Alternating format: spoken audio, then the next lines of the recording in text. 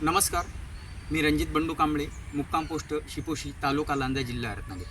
आता स्थायिक मुंबईमध्ये मला एक 2-3 व्यथा मांडायच्या आहेत. त्या आपण ऐकून घ्याल ही अपेक्षा. आम्ही जेव्हा गाव सोडलं ना, तेव्हा 35 वर्ष झाली होती. पण त्यावेळेला असं एक होतं की हम दो हमारे एक दो. तर जर ते मुंबईला आले तर काही फरक पडत नव्हता. पण आताची अवस्था खूप दयनीय झाली आहे. एखादं आपत्ती असेल ते 10वी-12वी पास होतं आहे, मुंबईला येतं आहे, एक 2-3 वर्ष राहतं आहे, आंतरजाती विवाह करतायत. एखादं अपत्य झालं की मग ते मुंबईला असतं, एक मुलाचं शिक्षण मुंबईला. मग आईवडील शेती करणं सगळे बंद करतात. मुलगा मग थोडेसे काही पैसे पाठवत असेल, सरकारने बऱ्याच गोष्टीचं सहकार्य केलेलं आहे, तेव्हा काय एवढा आता फरक पडत नाही. शेतीकडे दुर्लक्ष झालं आहे. अजून एक महत्त्वाचं म्हणजे मराठी भाषा हिला अभिजात दर्जा मिळाला आहे. पण मला असं वाटतं आहे येणाऱ्या 10-20 वर्षात ती मराठी भाषा इतिहास जमा होईल. कारण जशी आता पाली भाषा इतिहास जमा झाली, संस्कृत व्हायच्या वेळेत आले, रोमन आकडे तर बंदच झाले मला वाटते. आता राहिले ते फक्त इंग्लिश माध्यम. तर इंग्लिश माध्यम म्हटल्यामुळे जर वाचनच नसेल मराठीचं, ते मराठीला काही वाईटच दिवस येणार आहे.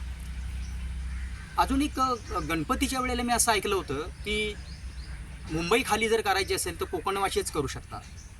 पण मला एक म्हणायचं आहे, त्या भूमिपुत्रांच्या गाड्या 2-2, 3-3 तास एका ट्रॅकवर थांबत होत्या आणि इतर जातीच्या लोकांच्या सुसाट गाड्या जात होत्या.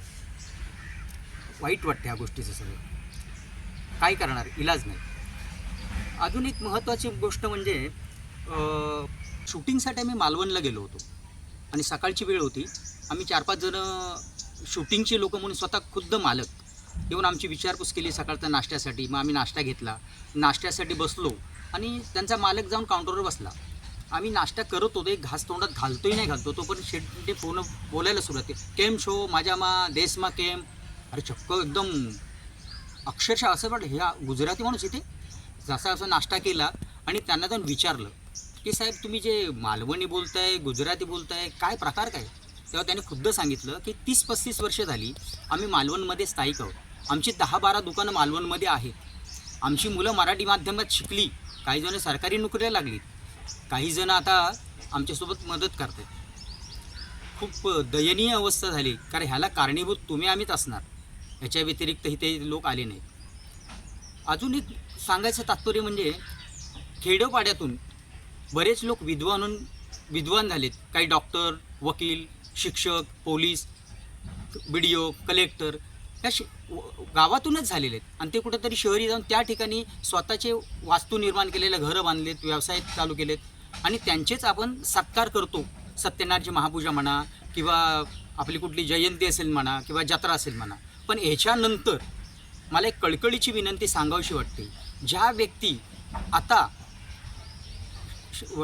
गावाची वेस, सीमा किंवा गाव सांभाळून आहेत, ते ज्यांच्या यथाशक्तीप्रमाणे एखादा रिक्षा चालवत असेल, एखादा शेळीपालन करत असेल, एखादा गाई म्हशीचा सांभाळ करत असेल, एखादा चहाची टपरी चालवत असेल, भाजीपाल्याचा व्यवसाय करत असेल, चक्की चालवत असेल, जेणेकरून ते असल्यामुळे गावाची सीमा अजून अलिप्त आहे किंवा सुखरूप आहे किंवा गाव साबूत आहे.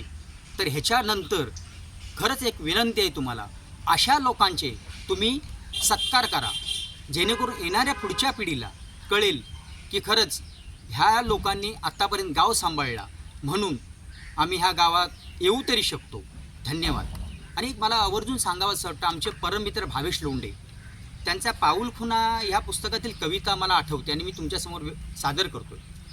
बऱ्याच दिवसानंतर आपण